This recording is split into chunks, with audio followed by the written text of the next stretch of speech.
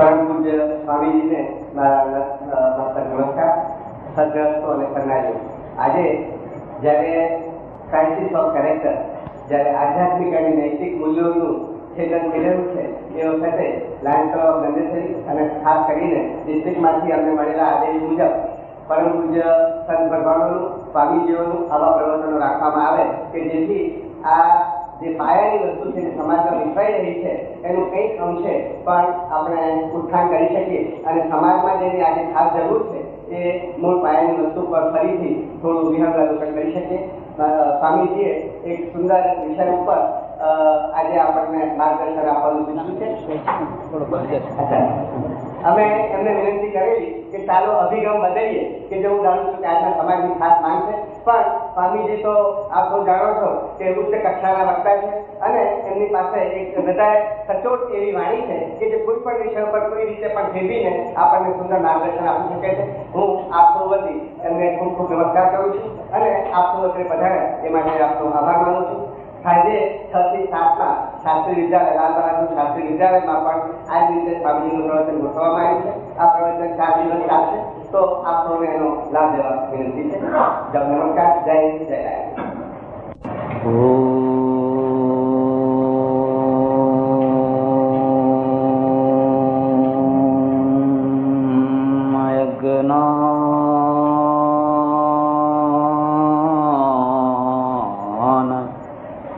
तिमिरान्धस्य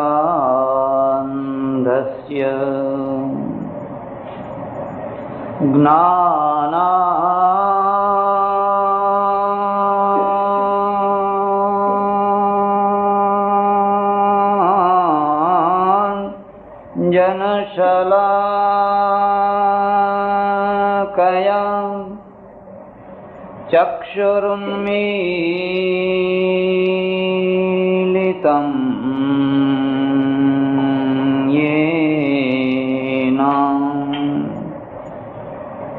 तस्मै श्री गुरवे नमः. मूकं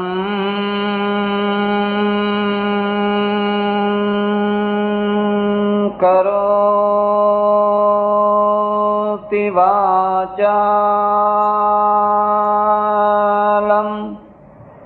पंगुं लंघयते गिरिं यत्कृपातमहं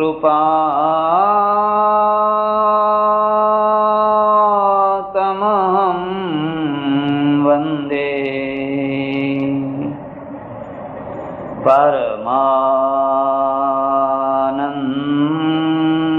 परमानन्द माधवम्.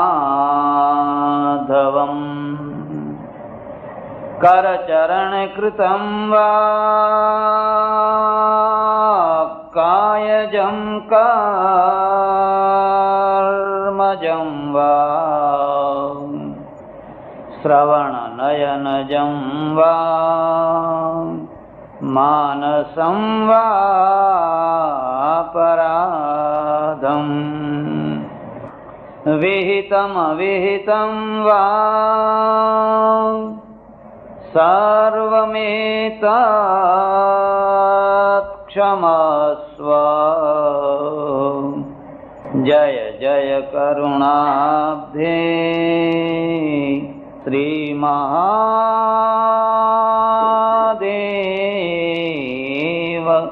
शंभो. सद्गुरुदेव कृष्ण कन्हैया.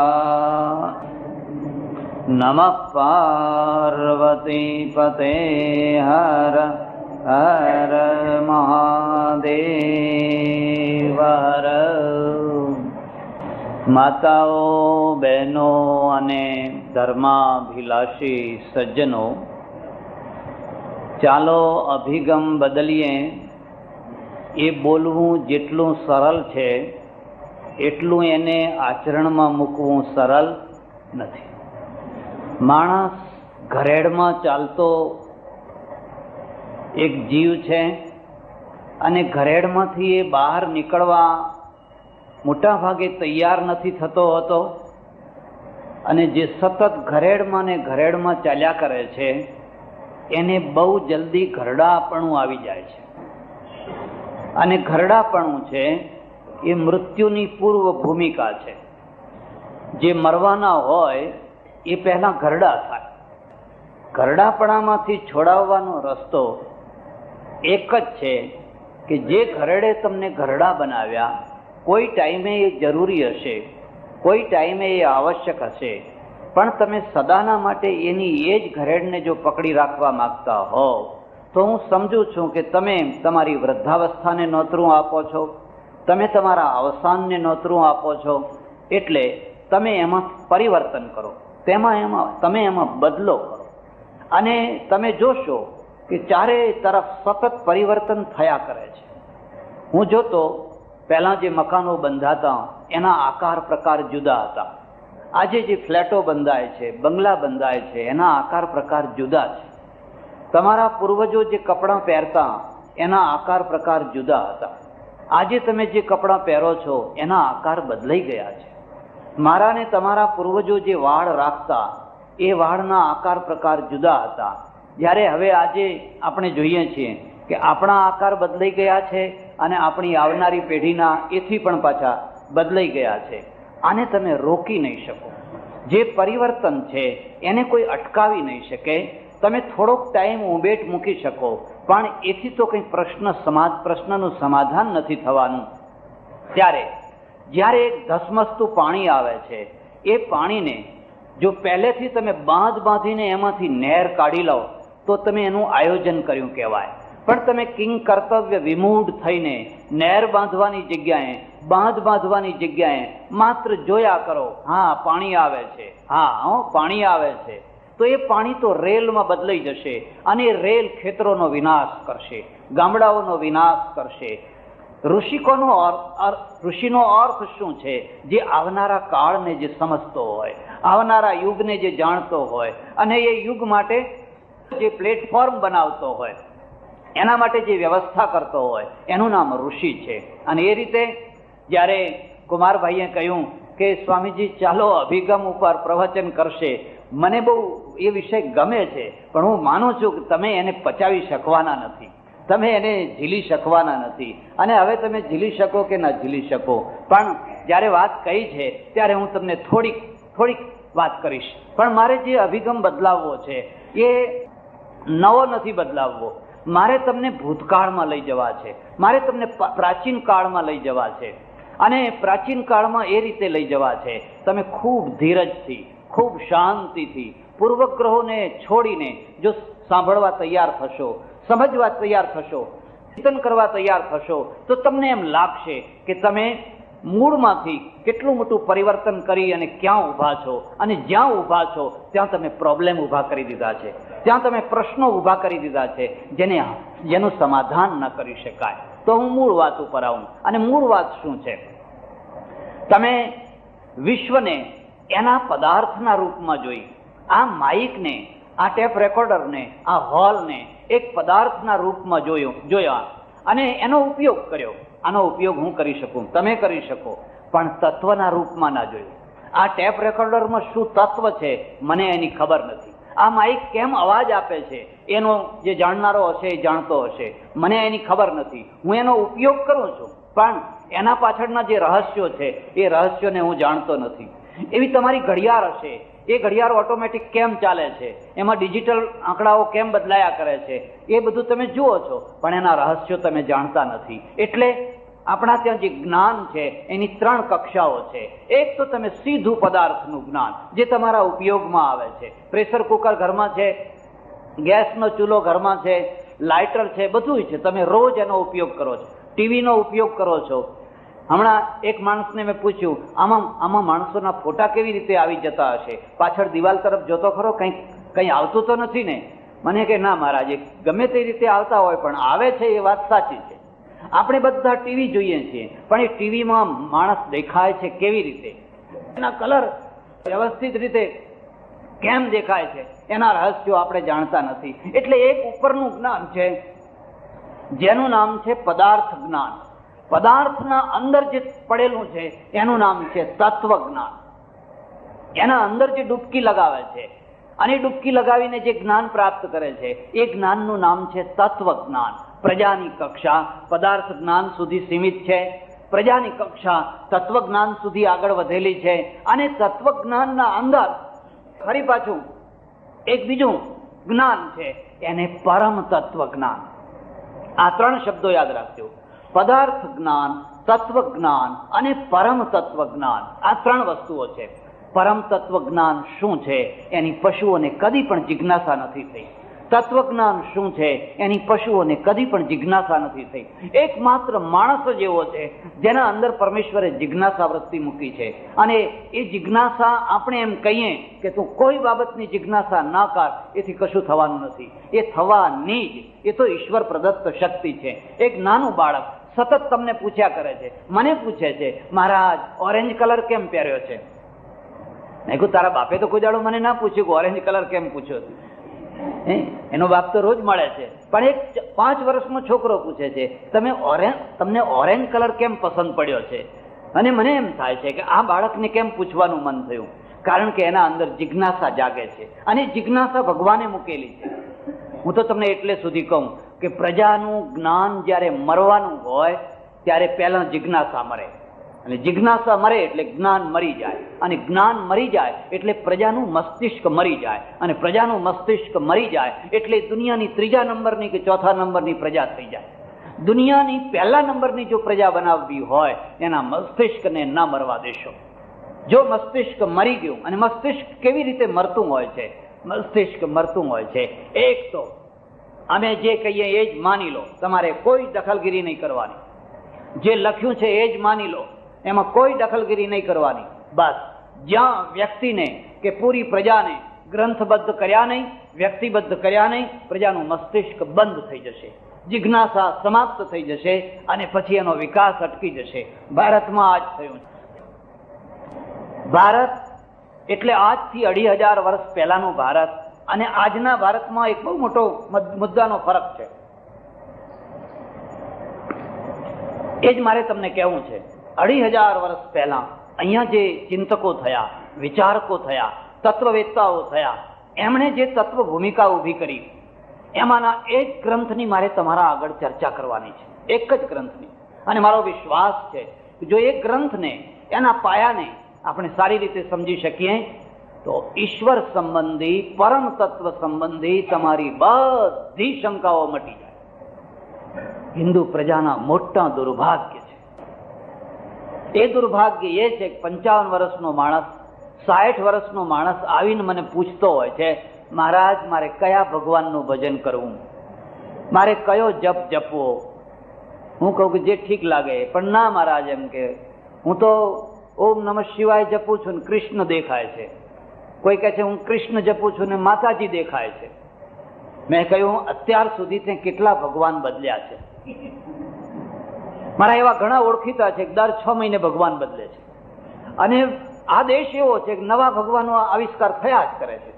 તમે જૂના ભગવાનોથી જો ત્રાસી ગયા હોય, કંટાળી ગયા હો, નિરાશ થઈ ગયા હો, તો નવામાં નવા મોડલો આવ્યા જ કરે છે. વડોદરામાં 1-2 તો હશે, ખબર નહીં છે કે નહીં, પણ મારા ઓળખીતા થોડાક છે, નવા ને નવા આયા જ કરે છે. દુનિયાની કોઈ પ્રજા આટલી બધી કન્વિન્સ નહીં થઈ હોય અધ્યાત્મના ક્ષેત્રમાં જેટલી હિન્દુ પ્રજા, સસોપસ જેને કહેવાય, જેને ભ્રાંતિ કહેવાય, જેને અનિર્ણાયક સ્થિતિ કહેવાય, એ અનિર્ણાયક સ્થિતિમાં જેટલી હિન્દુ પ્રજા આજે મુકાયેલી છે. અને એનું મૂળ કારણ શું છે? હું કયા ભગવાનને ભજવું, મારે કયા દેવને ભજવો? અને એટલે ઘણા લોકોના ત્યાં શું હોય છે કે જેટલા ભગવાનો, જેટલી માતાઓ, જેટલું એ બધાના ફોટા ભેગા કરો, બધાના. અને કે મહારાજ 5 માળા કૃષ્ણની કરું છું, 5 ગણેશની કરું છું, 5 હનુમાનજીના પેલા હનુમાન ચાલીસા વાંચું છું, રામ રક્ષા સ્તોત્ર કરું છું, જલારામ બાપાનો પાઠ કરું છું. હવે કંઈ ખૂટતું હોય તો તમે કહો. હું કહું હજુ તો ઘણું ખૂટે છે. એટલું બધું છે કે તું કર કરે તોય તારો દિવસ આખો નીકળે તોય બધું પૂરું થઈ શકે. શું તમને કરુણા નથી લાગતી? આખી પ્રજાને અનિર્ણાયક સ્થિતિમાં મૂકી દેવી, અને આ નિર્ણાયકતા વધ્યા જ કરે, પછી ઘટે નહીં પણ વધ્યા જ કરે. એમાંથી શું ઊભું થાય? મેં આજ સુધી એવો કોઈ મુસલમાન નથી જોયો જેણે કદી આવીને એમ પૂછ્યું હોય કે હું કયા અલ્લાહનું ભજન કરું. તમને કોઈ મળ્યો છે? અભણ હોય કે વિદ્વાન હોય, ગમે તે, મને આજ સુધી એવો કોઈ મુસ્લિમ નથી મળ્યો, કોઈ ક્રિશ્ચિયન નથી મળ્યો જેણે આવીને એવો પ્રશ્ન પૂછ્યો હોય કે હું કયા ભગવાનનું ભજન કરું, કયા અલ્લાહનું ભજન કરું. જે સ્પષ્ટતા, જે સચોટતા, જે નિર્ણાયકતા એમના ત્યાં ઊભી કરવામાં આવી છે, આપણા ત્યાં એ નથી ઊભી થઈ શકી. અને નથી ઊભી થઈ શકી એનું ગૌરવ લેવાનું નથી. એમાંથી તો ઘણા પ્રશ્નો ઊભા થયા છે. અને જે પ્રશ્નો ઊભા થયા છે, પ્રજા વહેંચાઈ ગઈ છે, પ્રજા અનિશ્ચિત છે, પ્રજાની શ્રદ્ધા દગ્યા કરતી હોય છે. 6 મહિને મંદિરો બદલતા હોય છે, 6 મહિને ગુરુ બદલતા હોય છે, માળાઓ બદલતા હોય છે, મંત્રો બદલતા હોય છે. અને આંકડે ચડેલી પ્રજા ખબર નહીં ક્યાં જઈને ઊભી રહે, ક્યાં શું જઈને ઊભી રહે, કંઈ કહી ન શકાય. આ સ્થિતિમાં આખી પ્રજા પડેલી. ત્યારે હું તમને કોઈ નવી વાત નથી કહેવા માંગતો, હું તમને એક પ્રાચીન કાળના એક ગ્રંથમાં લઈ જવા માંગુ છું, અને એ પણ અભિગમ બદલવા માટે લઈ જવા માંગુ છું. એ ગ્રંથનું નામ છે બ્રહ્મસૂત્ર.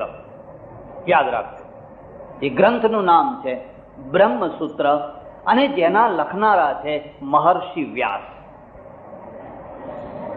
એક જમાનો હતો, ખબર નહીં ક્યાંથી આ બધું ભૂલાઈ ગયું, અને પછી વ્યાસના નામે ભારતની પ્રસિદ્ધિ ઠેઠ અમેરિકા સુધી છે. અને ડુપ્લિકેટ બનાવવા માટે તમે શિકાગોમાં જાઓ, સોનીની ડુપ્લિકેટ જોઈતી હોય ઇન્ડિયન સ્ટોરમાં મળી રહે. તમે દિલ્હી જાઓ, તમારે કોઈ પણ આઈટમ જાપાનની હોય એની બિલકુલ ડુપ્લિકેટ, એના કરતાં વધારે સારી જોઈતી હોય તમને મળી. કોઈ પણ સારામાં સારી વસ્તુ બજારમાં આવી નહીં, એની ડુપ્લિકેટ તૈયાર થઈ. હમણાં તમે જાણતા હશો, મોરારીદાસ છે, ખૂબ સારું રામાયણ કરે, એટલે લોકોએ જોયું કાળી કામડી નાખો ને કાળા ચશ્મા પહેરો ને આપણે મોરારી થઈ જાઓ. ડુપ્લિકેટ. મને એક માણસે ગણાયું 12 મોરારીઓ છે, 12. કોઈ પ્રેમ મોરારી, કોઈ સાંઈ મોરારી, કોઈ ફલાણા મોરારી. કારણ શું છે કે એનું પોતાનું વ્યક્તિત્વ જ નથી, પોતાની પર્સનાલિટી નથી. નકલ કોણ કરે? જે પોતે કશું ના હોય એ નકલ કરે. સ્ટેજ ઉપર કોઈ વિક્રમાદિત્ય થઈને આવે, એ કઈ વિક્રમાદિત્ય ના હોય, પણ વિક્રમાદિત્યનો પાઠ ભજવતો હોય. મને ઘણી વાર લોકો કહે, ઓળખાણમાં કહે મહારાજ તો વિવેકાનંદ છે, ગુજરાતના. મેં કહું ભલા થો, એમાં વિવેકાનંદનું તો અપમાન છે, એમાં મારું અપમાન છે. વિવેકાનંદનું અપમાન એટલા માટે છે કે રાજા ભોજની તુલના ગંગાતેલી સાથે કરો તો એ વિવેકાનંદનું અપમાન છે. અને મારું અપમાન એટલા માટે છે કે હું પછી કાર્બન કોપી થઈ ગયો, હું માત્ર કાર્બન કોપી થઈ ગયો, અને મારું વ્યક્તિત્વ આખું ખતમ થઈ ગયું. હું તો હું જ છું, જે છું, જેવો છું, ગમે તેવો છું, પણ હું જ છું. હું કોઈ વિવેકાનંદ નથી. હું તો વિવેકાનંદમાં પણ ઘણી આલોચના કરું છું, ગાંધીજીની એ કરું છું, અને હું ઈચ્છું કે લોકો મારી આલોચના કરે. ચાંદે ચાંદ કહેનારા ના પેદા થાય, ડિટ્ટે ડિટ્ટો બોલનારા લોકો પેદા ના થાય, ને તો તમારું બૌદ્ધિક માનસ ખતમ થઈ જશે. રાઇટર બંધુઓની અંદર ઉમેરો કરે તો તમે જમ્બો જેટ સુધી પહોંચી શકો, પણ રાઇટર બંધુઓને જો પરમ ઋષિ માની લેવામાં આવે તો તમે જમ્બો જેટ સુધી ના પહોંચી શકો. મારી પણ લોકો આલોચના કરે, મને ગમે છે, હું ઈચ્છું છું કે તમે એમ આલોચના કરો. હું કોઈ પરમ વ્યક્તિ છું એમ માનીને તમે અટકી ન જાઓ. તો ધ્યાન દો, વ્યાસની એટલી મોટી ડુપ્લિકેટ આ દેશમાં કરવામાં આવી, એટલી મોટી બનાવટ કરવામાં આવી કે વ્યાસની અસલ કરન્સી તો લુપ્ત થઈ ગઈ, અને નકલી કરન્સીઓ જ્યાં જુઓ ત્યાં પ્રચલિત થઈ ગઈ. અસલ કરન્સી એમનું બ્રહ્મસૂત્ર છે, એ એમનો મૂળ ગ્રંથ છે. ત્યારે પછી વ્યાસના નામે લખાયેલા જે પુરાણો છે, તમે કોઈ ઇતિહાસકારને પૂછી જોજો, સંસ્કૃત સાહિત્યનો, સંસ્કૃત વાંગ્મયનો જે આખો ઇતિહાસ લખનાર હોય એમને પૂછી જોજો. એ તો ગુપ્ત વંશમાં લખાયેલા ગ્રંથો છે. 6ઠ્ઠી શતાબ્દી, 3જી શતાબ્દીથી માંડીને 6ઠ્ઠી શતાબ્દી સુધી લખાયેલા એ ગ્રંથો છે, અને બધા વ્યાસના નામે લખાયેલા ગ્રંથો છે. એટલે આજે લોકો એમ જ સમજે છે કે આ બધા પુરાણો વ્યાસે લખેલા છે. વ્યાસને અને પુરાણોને કંઈ લેવા દેવા નથી. કોઈ અભિગમ બદલવા તૈયાર છો? તરત જ તમે અકળાવા માંડશો કે હા, અરે તમને ચીલા ચાલુ વાતો ગમે છે, તમને ઘરેડની વાતો ગમે છે. અને જ્યાં હું તમને કંઈક નવી વાત કહીશ, ગમે એટલી સાચી હશે, પણ ઘરેડ તમે નથી તોડી શકવાના. અને જો તોડી શકો તો તમને ફરી યુવાવસ્થા પ્રાપ્ત થાય, તો આ ગરડાપણામાંથી છૂટી જવાય. પેલો થયો ઈસવીસન પૂર્વ 7મી શતાબ્દીમાં, બુદ્ધથી 200 વર્ષ પહેલા થયો. અને આ 1000 વર્ષ પછી આ ગ્રંથો રચાયા, પણ વ્યાસના નામે લખાયા. અને એના પ્રમાણ છે. એમાં શૃંગવંશની કથા છે, કણ્વવંશની, સાતવાહન 12મો સ્કંદ જોઈ લેજો. એમાં ઉત્તરવર્તી કેટલાય રાજાઓની કથા છે. એટલે આ પહેલો મુદ્દો યાદ રાખજો. અસલ વ્યાસનો ગ્રંથ કયો છે, એમના નામે લખાયેલા ડુપ્લિકેટ ગ્રંથો કયા છે, અને આ બે ગ્રંથોનો જો ભેદ તમે સારી રીતે સમજી શકો તો વ્યાસ શું કહેવા માંગે છે એ તત્વને તમે સમજી શકો. હવે મૂળ વાત ઉપર, વ્યાસ ઈશ્વરના સંબંધમાં શું માને છે, પરમ તત્વના સંબંધમાં શું માને છે? આપણા બહુ મોટા સૌભાગ્ય છે કે બુદ્ધના પહેલા, એટલે બુદ્ધના 100, 150, 200, 500 વર્ષ પહેલા આ દેશમાં બહુ મોટા ચિંતનકારો થયા, જેનું ગૌરવ આજે આપણે દુનિયામાં લઈ શકીએ છીએ. કણાદ, કપિલ, વ્યાસ, ગૌતમ વગેરે વગેરે. અને બધાએ જે ચિંતન કર્યું છે એ ચિંતન અદ્ભુત ચિંતન છે. એના એ ચિંતનની સાથે આ પુરાણોના ચિંતનને કોઈ મેળ જ નથી બેસતો. મેં બ્રહ્મસૂત્રનું મારી શક્તિ પ્રમાણે અધ્યયન કર્યું નહીં, કરાયું પણ.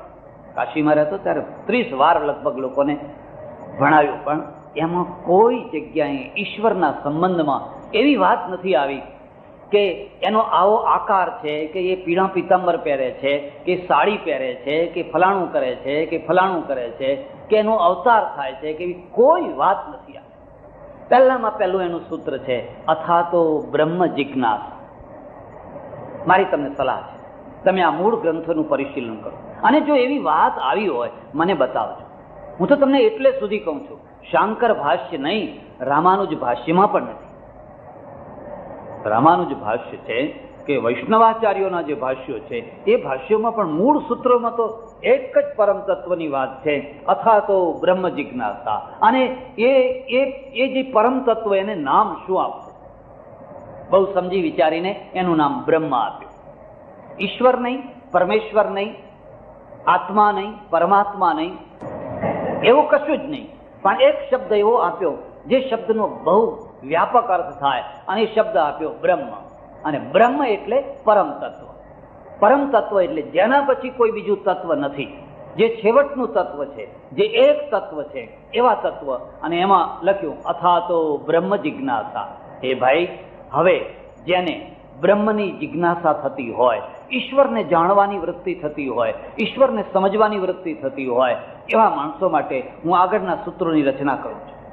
ઈશ્વર એટલે શું, બ્રહ્મ એટલે શું, પરમેશ્વર એટલે શું. અને મેં તમને કહ્યું એમ, પહેલામાં પહેલી શરત છે તમારા મસ્તિષ્કને ન મરવા દેશો. હૃદય મરતું હોય તો ભલે મરે, પણ હું તો તમને એ પણ કહું છું, હૃદયને પણ ના મરવા દેશો. વ્યક્તિત્વ, પર્સનાલિટી, જીવન બેયના સરવાળામાંથી આવે છે. હૃદય વત્તા મસ્તિષ્ક બરાબર જીવન. એકલું મસ્તિષ્ક કદાચ નાસ્તિકતા ઊભી કરી દે, એકલું હૃદય કદાચ અંધશ્રદ્ધા ઊભી કરી દે. બંને ક્ષેત્રોમાં જો માણસ હૃદય પ્રધાન છે અને સંસારના ક્ષેત્રમાં છે તો માયાવી થઈ જશે. માત્ર માયા, માયા ને માયા. એ હૃદયને મોહમાં ડૂબાડી દેશે. એકલી બુદ્ધિ સ્વાર્થી બનાવી દેશે. સ્વાર્થ, સ્વાર્થ ને સ્વાર્થ. ભામાશાહે કરોડોનો ઢગલો પ્રતાપના ચરણોમાં કર્યો, બીજા કોઈ શેઠિયા કેમ ના કરી શકે? એને ના કરી શક્યા એનું એક કારણ હતું, એમની પાસે બુદ્ધિ તો હતી પણ હૃદય કુંઠિત. અને બુદ્ધિ એમ કહેતી હતી કે આ તો ડૂબતું નાવડું છે, આ ડૂબતા નાવડાને આપીને શું મદદ કરીને શું મેળવવાના હતા? બાદશાહને ભેટ આપો ને તો આપણો જય જયકાર થાય, જેની ચડતો સૂર્ય હોય એને આપો ને. અને એટલા માટે એક જ માણસ એવો નીકળ્યો હતો જેણે કહ્યું આ ડૂબતા નાવડાને હું મદદ કરીશ, કારણ કે આ ડૂબી રહ્યું છે, એના પોતાના ભારે નથી ડૂબતું, પણ લોકોની કાયરતાના ભારે ડૂબે છે. લોકો કાયર છે ને, કાયરતાના ભારના કારણે એ ડૂબી રહ્યું છે. અને એને જો બચાવવામાં આવશે તો બાકીનું બધું બચી જશે, અને નહીં તો મારું તો ડૂબવાનું જ છે. એક જ માણસ એવો નીકળ્યો, કારણ કે એની પાસે મસ્તિષ્ક હતું, સાથે સાથે હૃદય હતું. અને હૃદય છે એની શુદ્ધ ભાવનાએ અને ઊંચી ભૂમિકાએ મૂકી દીધી. એટલે જીવનમાં બંનેની જરૂર છે, તમારું હૃદય, તમારું મસ્તિષ્ક. બેયને જો સ્વાર્થી બનાવી દીધું તો સાંસારિક ક્ષેત્રમાં એક તરફ મોહ ઊભો થશે, બીજી તરફ સ્વાર્થ ઊભો થશે. અને જેના જીવનમાં સ્વાર્થ અને મોહ ભરપૂર હોય એની પાસે શું અપેક્ષા રાખો છો? એની પાસેથી તમે શું અપેક્ષા રાખો છો? 8 માણસના ઘરની અંદર સારું માણસ તો એ જ હશે જે સ્વાર્થ વિનાનું હશે. સારું માણસ તો એ જ હશે જે મોહ વિનાનું હશે. મેં એક સ્ત્રીને મરતા જોઈ છે. 10 વર્ષ સુધી એ રીબાઈ, 10 વર્ષ સુધી એટલું દુઃખ પડ્યું, એટલું દુઃખ પડ્યું, એટલું દુઃખ પડ્યું, બહુ રીબાઈ. પણ મરતી વખતે એના પતિને કહે, જો મારે ને તમારે હવે કંઈ લેવા દેવા નથી, મારું મન હવે તમારામાં નથી, છોકરામાં નથી, ઘરમાં નથી, પરમાત્મામાં છે. તમે મને કોઈ હવે તમે ઘરની વાતો મારા આગળ ના કરશો. આ નિર્મોહી. અને એનો પતિ પત્નીના સામે નહીં પણ એક દેવીના સામે હાથ જોડીને બેસી મને કે હવે આ મારી પત્ની નથી, પત્ની હતી ત્યારે હતી, આજે એ દેવી હાથ જોડીને બેસી. દરેક છોકરીઓને પૈસા આટલું આટલું સોનું આપી દો, આને આટલું આપી દો, કામવાળીને આટલું આપી દો, ફલાણાને આટલું આપી દો. એ મરતા પહેલા અપાવે છે. તમે જોજો કેટલાક લોકો મરતા પહેલા પાછું ખેંચાવતા હોય છે. પેલી ઉઘરાણી પતિ કે નહીં, નવો જન્મ લેજો ને ઉઘરાણી પતાવવા માટે, જો ફલાણું પાછું લઈ લેજો, હા ભૂલ ના થાય. એના ત્યાં આપણે 1 કિલો લોટ ઉછીતો આપે છે, પાછા ભૂલી ના જાઓ, હા લઈ લેજો પાછું. અને મરતા પહેલા બધાને અપાવે. અને આ માણસ મારા આગળ બેસીને રડે. મેં કહું કેમ રડો છો? મને કે બાપજી, હું ભર યુવાવસ્થામાં જ્યારે પરણીને આ સ્ત્રીને લાવેલો તો કેટલી વાર તો મેં એના ઉપર વાટકીઓ મારી છે દાળની, ગરમ ગરમ. જો એક રોટલી મોડી થઈ જાય આવવામાં, હું રોટલી ખાઈ લઉં, જો બીજી રોટલી ના આવે અને મારે આમ જોવું પડે ચૂલા સામે, વાર થાય તો વાટકી ઉપાડીને મારું. બહુ બહાદુરી કરી. આવી બહાદુરી તો ઘણા લોકો કરતા હોય છે, કારણ કે અંતે તો બહાદુરી બતાવવાની એક જગ્યા તો જોઈએ ને, બીજી કોઈ જગ્યાએ તો બતાવી શકાતી નથી. મારો તો ખાસ અનુભવ છે કે જે લોકો બહાર કશું એમનું ઉપજતું નથી હોતું એ બધું ઘરમાં ઉપજાવતા હોય છે. અને ઘરમાં એમને એવું એક માણસ મળ્યું હોય છે કે એમની તમામ પ્રકારની હરકતોને સહન કરતું હોય છે. કે આવો જેમ કોઈ આજે એ માણસ એને દેવી સમજીને બેઠો છે. તું બોલ, તારી જે ઈચ્છા હોય એ પૂરી કરું. મારી પાસે આજ લાખો રૂપિયા છે, તું કેટલા દાન ધર્માદા બધું કરું, પણ તું બોલ. અને એનું કારણ છે કે નિર્મોહી કક્ષાએ પહોંચે છે. જો એ મોહિત કક્ષાએ પહોંચી હોત ને તો પેલો એનો પતિ હાથ જોડીને ના બેઠો હોત, પણ એ નિર્મોહી કક્ષાએ બેસી છે. એટલે હૃદય છે એ જ્યારે નિર્મોહી કક્ષાએ પહોંચે ત્યારે એમાંથી શુદ્ધ લાગણીઓ પેદા થાય. એને ગીતાએ ભક્તિ યોગ કહ્યો છે, એનું નામ જ ભક્તિ યોગ છે. આ જે મોહ છે એ જ્યારે પરમેશ્વર તરફ વળે એટલે ભક્તિ થઈ જાય. મોહને મારવાનો નહીં, માત્ર વાળી દેવાનો છે, એ જ ભક્તિ યોગ. બુદ્ધિ છે એ જ્યારે સ્વાર્થ છોડી અને પરમાર્થ તરફ વળે ત્યારે એ તત્વ ચિંતન કરતી થઈ જાય, ત્યારે એ તત્વ વેદતા ઉત્પન્ન કરે, ત્યારે એમાંથી એક ચિંતક ઋષિ ઉત્પન્ન થાય. એટલે એની એ જ 2 વસ્તુઓ છે. અને બેયનો યોગ અહીંયા તમે જોશો. અથા તો બ્રહ્મ જિજ્ઞાસા. હવે આટલું તમે જાણ્યું, આટલું તમે ભણ્યા, આટલું તમે સમજ્યા. હવે તમને બ્રહ્મ સંબંધી જિજ્ઞાસા થઈ છે, બ્રહ્મ સંબંધી જાણવાની વૃત્તિ થઈ છે. તમને કદી એમ થાય છે કે હું જેની ઉપાસના કરું છું, હું જેને શોધવા નીકળ્યો છું, છે કોણ, કેવો છે, શું છે, એવી વૃત્તિ થાય છે. અને જેને એવી વૃત્તિ ન થતી હોય એ ગ્રંથનો અધિકારી નથી, એ આ ગ્રંથમાં પ્રવેશનો અધિકારી નથી.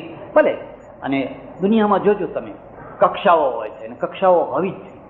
છોકરી જ્યારે આવડી હોય એ ઢીંગલીઓ રમાડતી હોય, એને ઢીંગલી રમાડવાની એ ઉંમર છે. એને ઢીંગલી આપો, રમકડાં આપો, પીપુડા આપો, બરાબર છે, એને રમાડવી જ જોઈએ ઢીંગલીઓ.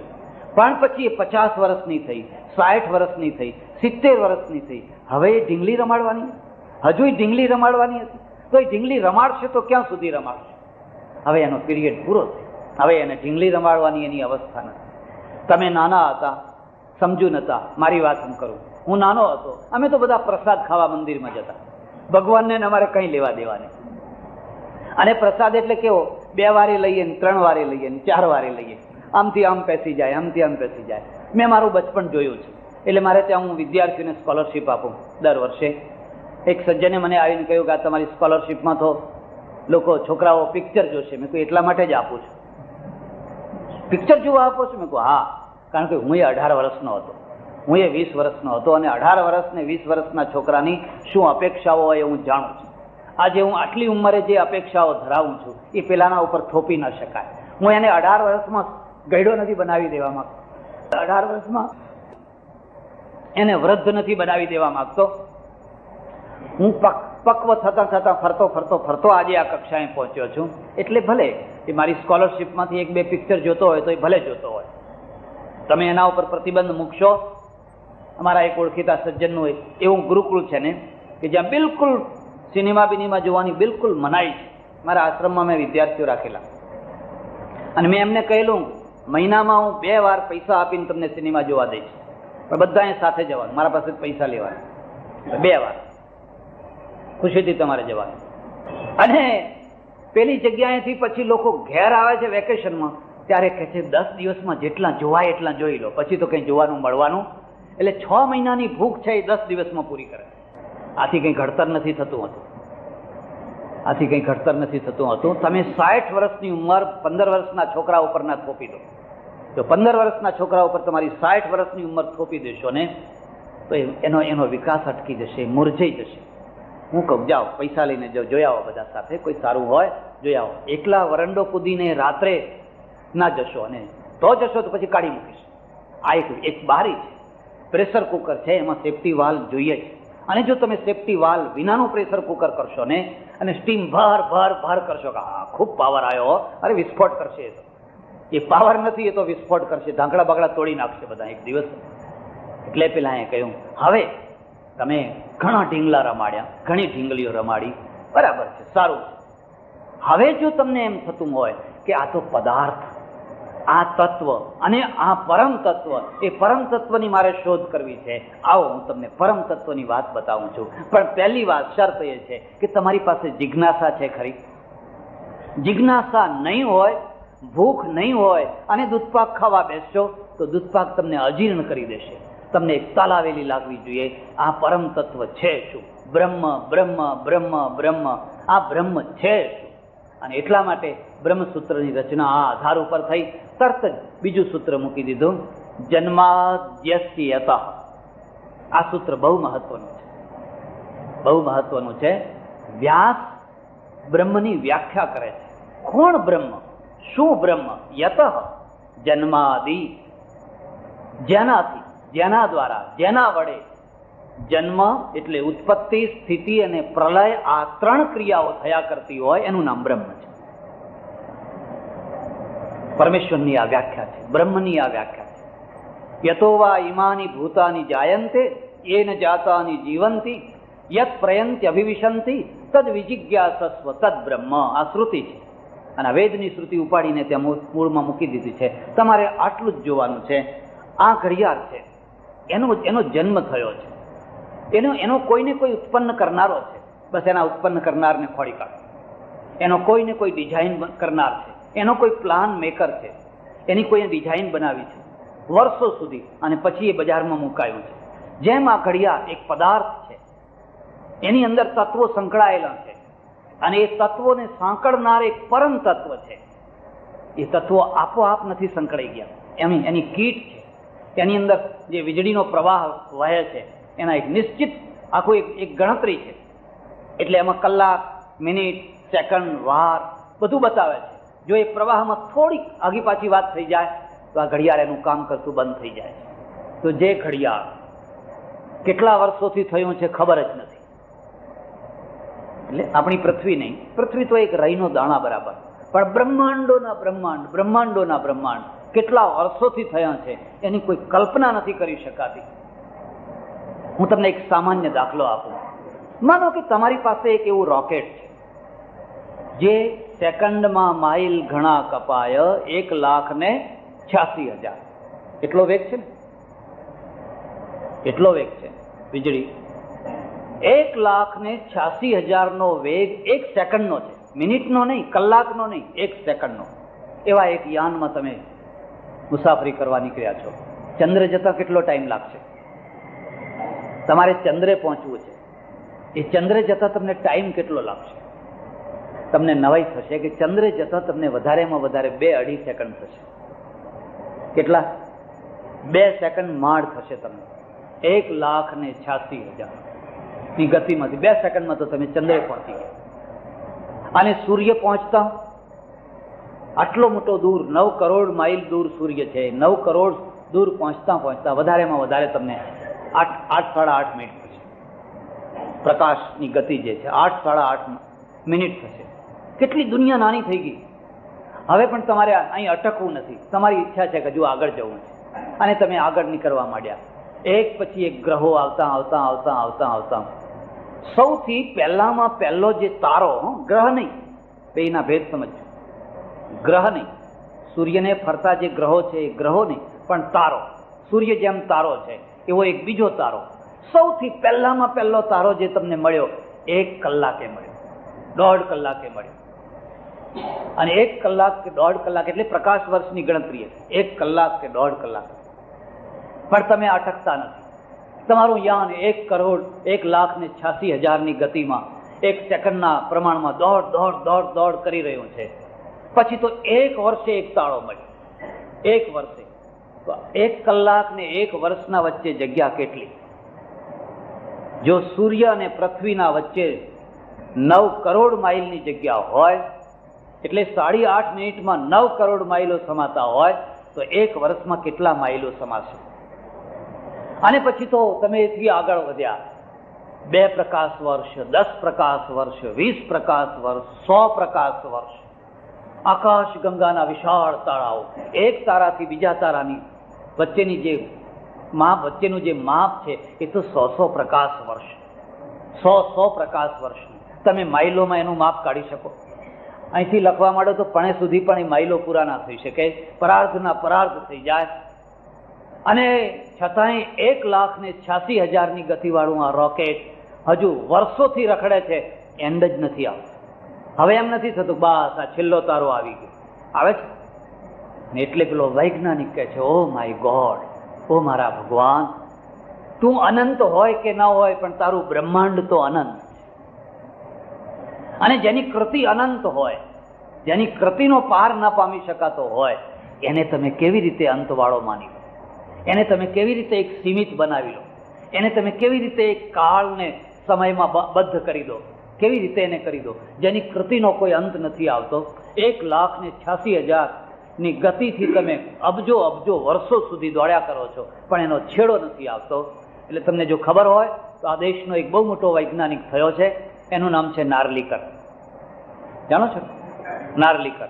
અને નાર્લિકરે એક જગ્યાએ લખ્યું છે, ઓ માય ગોડ, અમે જેમ જેમ વધારે મોટા મોટા ટેલિસ્કોપ ખોળીએ છીએ એમ એમ લાગે છે કે દુનિયા તો હજુ છેડા વિનાની છે. દુનિયા તો હજુ વધારે ને વધારે વિશાળ છે. અનંત છે એટલું જ નહીં, પણ એની પ્રત્યેક જગ્યાની રચના એક ડિઝાઇન છે. એની એક પ્રત્યેક જગ્યાની વ્યવસ્થા એક વ્યવસ્થા છે. જેમ આ ઘડિયાળમાં એક વ્યવસ્થા છે, એમ બ્રહ્માંડની અંદર તમે જોશો તો એક વ્યવસ્થા છે. નાનામાં નાના સેલથી માંડીને. હું જ્યારે જ્યારે અમેરિકા જાઉં ત્યારે મારા એક ઓળખીતા પટેલ છે, 2-5-10 દિવસ એમના ત્યાં રહું. એમને હું કહી રાખું કે જો હું આવું એના પહેલાં તમે નોવાની જેટલી વૈજ્ઞાનિક મૂવીઓ હોય એ બધી લાવી રાખજો. ત્યાં તો બહુ સારી સગવડ છે. હું ઈચ્છું છું કે મારા દેશમાં એવી સગવડો થાય અને લોકો બધું જુએ. નોવા છે ને એ તમને ખગોળ વિશે, પાતાળ વિશે, શરીર વિશે એટલી ઊંડાણથી બતાવે. તમને 40 મિનિટની અંદર તમે જુઓ તો તમને એમ લાગે ઓહો આટલું બધું વિશાળ.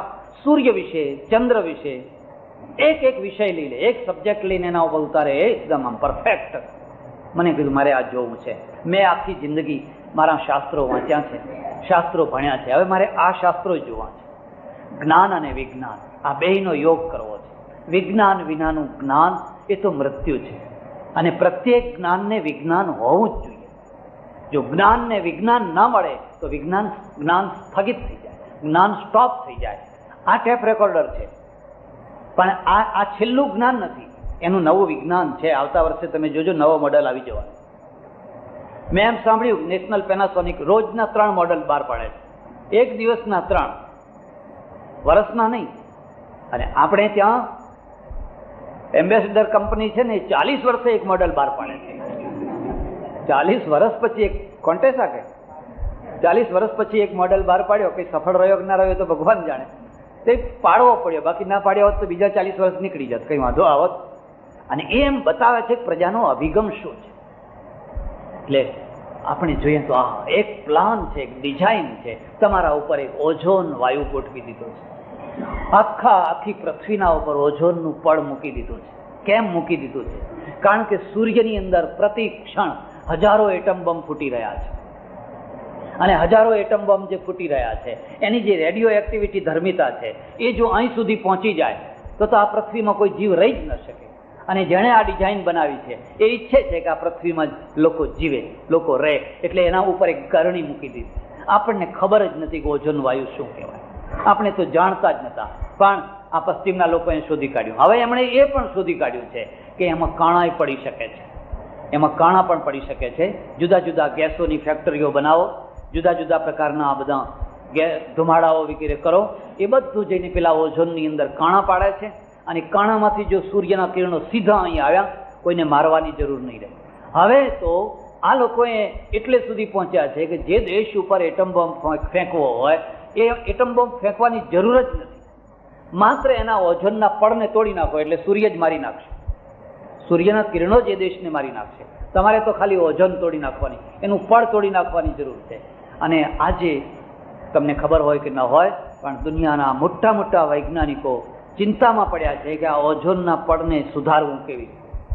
એ તૂટે છે શાના? આઈપીસી કરીને એક ગેસ છે, મોટી મોટી ફેક્ટરીઓમાં વિકસિત દેશોમાં આ ગેસ બહુ નીકળ્યા કરે છે. એના ઉપર કેમ પ્રતિબંધ મૂકવો અને શું કરવું? હું તમને એ પણ કહું કે ઓઝોન બનાવવાની પ્રક્રિયા પણ એ ખોળી કાઢશે. આપણે નહીં ખોળી કાઢીએ, કારણ કે આપણે તો હજુ ફલાણામાં ફલાણું લખ્યું છે ને ફલાણામાં ફલાણું લખ્યું છે ને અમારે આમ હતું ને અમારે આમ હતું ને એમાં પડ્યા છે.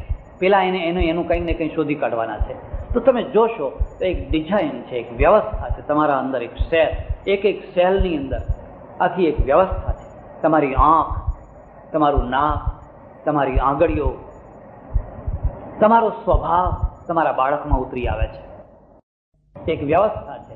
એટલે પેલું બ્રહ્મસૂત્ર કહે છે જન્માદ્યસ્ય યતઃ તો આ એક નિશ્ચય કર કે આ બધું કોના દ્વારા ઉત્પન્ન થયું. બે માર્ગ એમાંથી નીકળ્યા. એક માર્ગ તો એવો નીકળ્યો કે કશું ઉત્પન્ન થયું જ નથી, કશું ઉત્પન્ન થયું જ નથી. એના સાથે તર્કબદ્ધતા મેળ નથી ખાતી, કારણ કે કોઈ પણ કૃતિ છે એ કાર્ય વિના હોતી નથી હોતી. આપણે એના પુરસ્કર્તા હોઈએ કે ના હોઈએ, આપણે એને જોવા ગયા હોઈએ કે ના હોઈએ. બર્ટન રસેલે એના ઉપર એક બહુ મોટો આક્ષેપ મૂકેલો છે કે જો આ જગત કૃતિ છે અને ઈશ્વરે એને ઉત્પન્ન કરી છે, તો ઈશ્વરને કોણે ઉત્પન્ન કર્યો છે? ઈશ્વરને કોણે ઉત્પન્ન કર્યો છે? પ્રત્યેક વસ્તુ ઉત્પન્ન થયેલી હોય તો ઈશ્વર પણ વસ્તુ છે, અને ઈશ્વર પણ વસ્તુ છે તો એ પણ કોઈના દ્વારા ઉત્પન્ન થયેલો હોય. આવી બર્ટન રસેલે બહુ એક સુંદર વાત કરેલી છે. હું સમજુ છું ત્યાં સુધી અહીંયા થોડી વાતને સમજવામાં ભૂલ થઈ છે. બ્રહ્મસૂત્ર એમ નથી કહેતું કે પ્રત્યેક વસ્તુ ઉત્પન્ન થયેલી છે, એવું નથી કહેતું. બ્રહ્મસૂત્ર એમ કહે છે જેનો તમે નાશ જુઓ છો એવી વસ્તુ પ્રત્યેક ઉત્પન્ન થયેલી છે. બેની વ્યાખ્યાને સમજજો. જેનો તમે વિનાશ જોઈ રહ્યા છો, જેમાં તમે પરિવર્તન જોઈ રહ્યા છો, જેમાં તમે વિકાર જોઈ રહ્યા છો, એવી વસ્તુ કદી પણ સનાતન હોઈ શકે નહીં. કોઈ 5 વર્ષ પહેલા, કોઈ 25 વર્ષ પહેલા, કોઈ 1000 વર્ષ પહેલા, કોઈ લાખ વર્ષ પહેલા, કોઈ અબજો વર્ષ પહેલા પણ એ ઉત્પન્ન થયેલી હોય ને હોય. ઉત્પત્તિનું માપ શું છે? વિનાશ છે. ઉત્પત્તિનું માપ વિનાશ છે. આ ઘડિયાળ નષ્ટ થવાનું છે, આ થેલી નષ્ટ થવાની છે. એ જ બતાવે છે કે એની ઉત્પત્તિ છે. ભલે મેં એની ઉત્પત્તિ જોઈ હોય કે ન જોઈ હોય, હું એની ઉત્પત્તિ પુરવાર કરી શકું યા ના કરી શકું એ મારી અક્ષમતા છે, મારી દુર્બળતા છે. પણ જેનો વિનાશ થતો હોય એવી પ્રત્યેક વસ્તુ કોઈને કોઈ કાળે ઉત્પન્ન થયેલી હોય જ. કારણ કે જે ઉત્પન્ન ના થાય એનો વિનાશ પણ ના થાય. આપણા ત્યાં જે સનાતન શબ્દ છે એ સનાતન શબ્દનો અર્થ થાય છે જેની ઉત્પત્તિ ન હોય, એનો વિનાશ ન હોય, એનું નામ સનાતન. તો આ તો બધું આપણે જોઈએ. અને વૈજ્ઞાનિકો આજે એના સાથે સંમત થયા. પૃથ્વીને ઉત્પન્ન થયાને આટલા વર્ષો થયા, હિમાલયને ઉત્પન્ન થયાને આટલા વર્ષો થયા. બહુ સરળ કામ છે. આજે તો તમે એક પથ્થર આપો અને પથ્થરને અમુક પ્રોસેસ કરો, તરત જ એની ઉંમર બતાવી દે.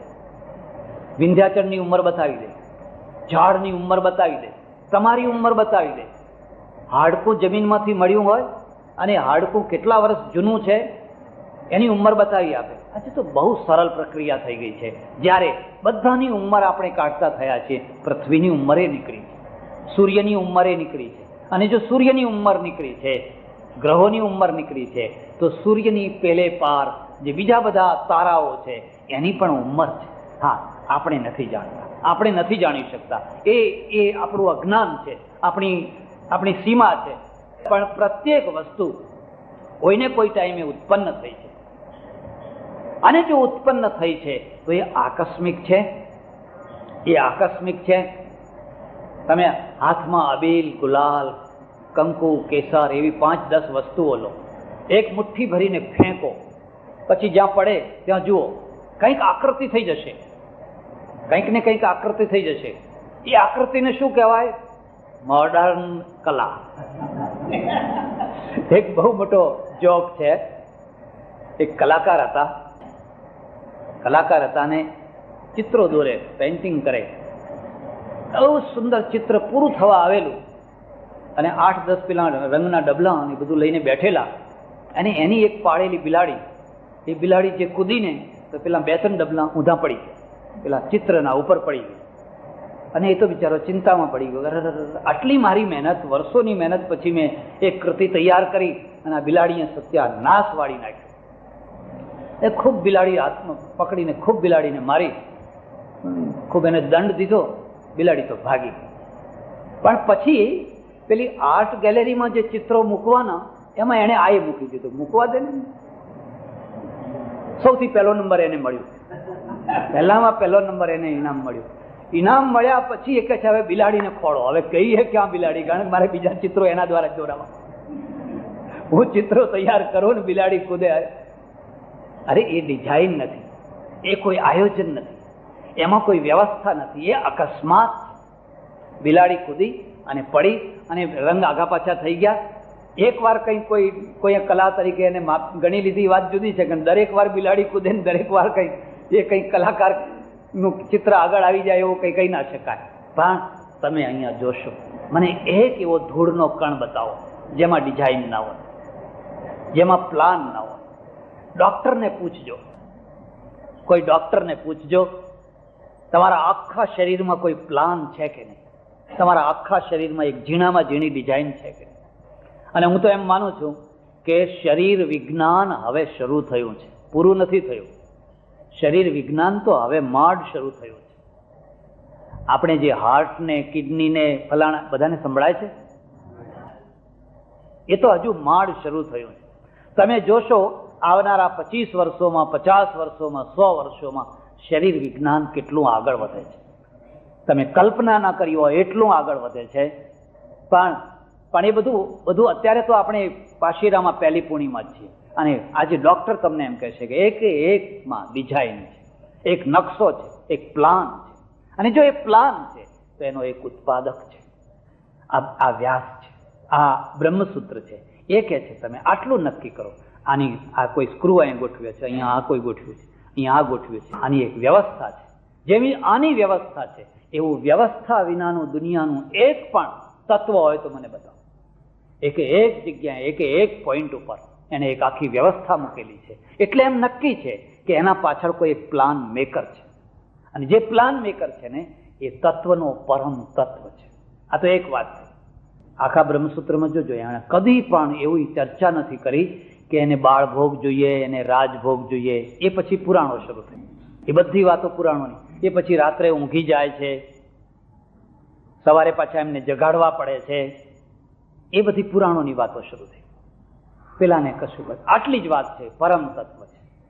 અને આ તત્વમાં જો તમે સ્થિર થયા તો પછી તમારો ભગવાન જાગતોય નથી ને ઊંઘતોય નથી. ભગવાન ઊંઘે કદી? મેં તો આખી દુનિયામાં ફરીને જોયું, એક હિન્દુ પ્રજા છે જે ભગવાનને ઊંઘાડે છે. અને ઊંઘાડે છે એટલે કેવી રીતે ઊંઘાડે છે? અલ્લાહને ઊંઘાડતો જોયો?